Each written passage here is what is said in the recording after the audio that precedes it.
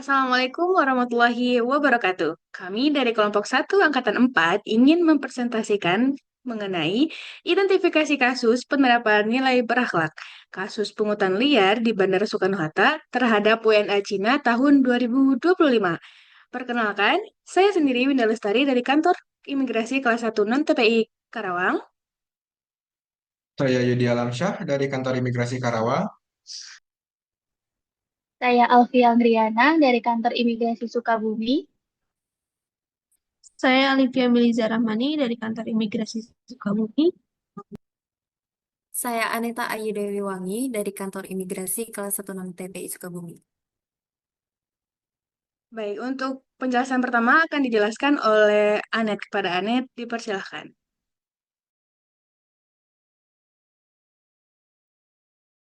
Baik, terima kasih. Setelah kita mengenal tim, mari kita langsung masuk ke inti persoalan.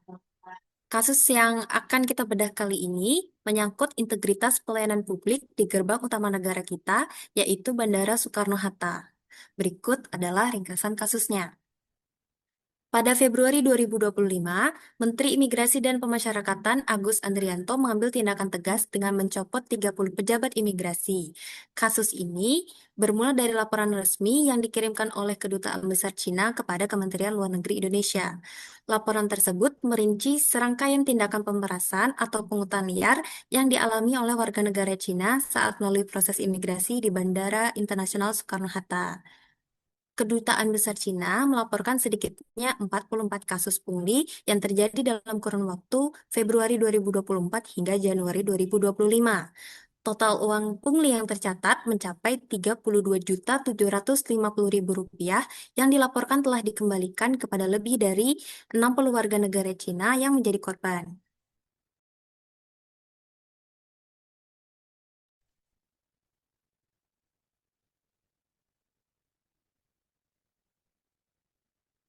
Identifikasi kasus. Berdasarkan analisis kasus, ini merupakan kegagalan sistematik dalam mengelola konflik kepentingan.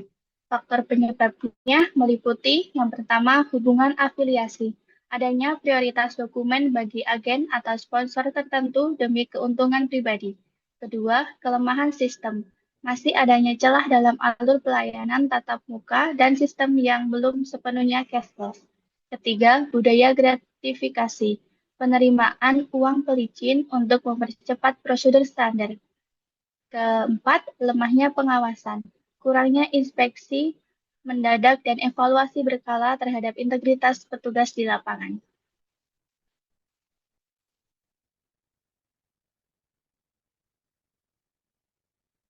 Diagram Pispan tersebut menjelaskan bahwa terjadinya pungli di Bandara Soekarno-Hatta disebabkan oleh beberapa faktor utama, yaitu dari sisi manusia atau men, seperti rendahnya integritas, gaya hidup mewah, dan mental mencari keuntungan dalam jabatan. Dari sisi metode, seperti prosedur yang rumit, lemahnya pengawasan, dan adanya celah dalam pelayanan tatap muka. Dari sisi mesin atau sistem, seperti digitalisasi yang belum sepenuhnya cashless dan sistem pelaporan yang belum efektif. Dari sisi material, yaitu kurangnya informasi, tarif resmi, dan rambu larangan pungli. Dari sisi measurement, yaitu sanksi hukum yang kurang tegas, serta kurangnya evaluasi berkala terhadap integritas petugas. Serta dari sisi environment, atau lingkungan, yaitu adanya budaya normalisasi uang pelicin dan pengaruh negatif dari rekan kerja, sehingga membuat faktor tersebut bersama-sama memicu terjadinya praktik pungutan liar.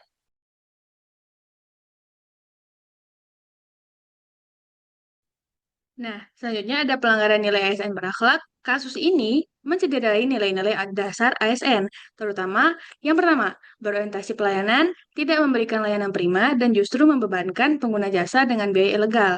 Yang kedua, akuntabel, menyalahgunakan kewenangan jabatan demi kepentingan pribadi, dan tidak berintegritas tinggi.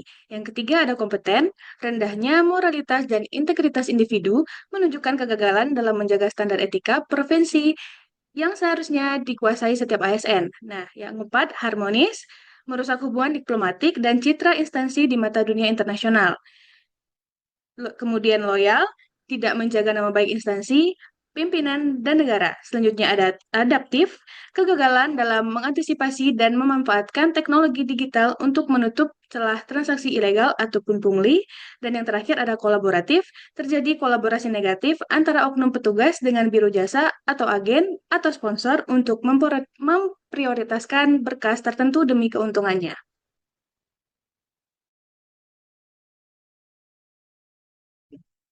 Selanjutnya ada alternatif pemecahan masalah. Yang pertama itu ada alternatif solusi digitalisasi penuh dengan tahapannya itu pembayaran non tunai dan batasi kontak fisik. Hasil yang diharapkannya itu yaitu menghapus peluang transaksi ilegal dan pihak terkaitnya itu adalah Ditjen Imigrasi, Bank, dan Kominfo. Alternatif solusi yang kedua yaitu sanksi tegas dengan tahapan pemecatan dan proses pidana bagi oknum. Hasil yang diharapkannya itu efek jerah bagi petugas lain. Pihak yang terkaitnya itu adalah Menteri Imigrasi, KPK, dan Polri. Alternatif solusi yang ketiga yaitu papan info 3 bahasa. Tahapannya itu memasang info larangan tip dalam bahasa Indonesia, Inggris, dan Mandarin. Hasil yang diharapkannya itu yaitu WNA paham haknya dan petugas merasa diawasi. Pihak yang terkaitnya yaitu Humas Imigrasi dan petugas lapangan. Alternatif solusi yang terakhir yaitu pengawasan terpusat. Tahapannya yang pertama CCTV aktif dan mystery shopper berkala. Hasil yang diharapkan deteksi pelanggaran secara real time. Dan pihak yang terkaitnya yaitu Itjen dan Ombudsman.